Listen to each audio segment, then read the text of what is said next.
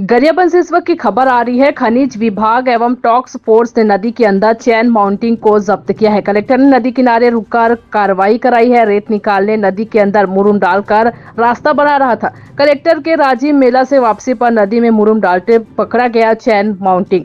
तहसीलदार, नायब तहसीलदार, खनिज इंस्पेक्टर ने चैन माउंटिंग को गरियाबंद थाना में सुपुर्द किया है। खनिज विभाग के साथ राजस्व विभाग व अन्य विभाग की टीमों ने कार्रवाई की है। बता दें, रात 1:30 बजे चैन माउंटिंग गरियाबंद थाना को सुपुर्द किया गया। वहाँ पर मोहरा घाट और बारका जो आमने सामने है, वहाँ पर बारका क्षेत्र में एक चैन माउंटिंग मशीन के द्वारा रेत निकासी हेतु रोड रेम का निर्माण किया जा रहा था, जिसको मौके पर ही हम लोगों ने संयुक्त टीम राजस्व, माइनिंग और आरटीओ उनके द्वारा कार्यवाही करके मशीन को जब्त करके उठा के हम लोग सिटी कोतवाली गरियाबंद में रखे।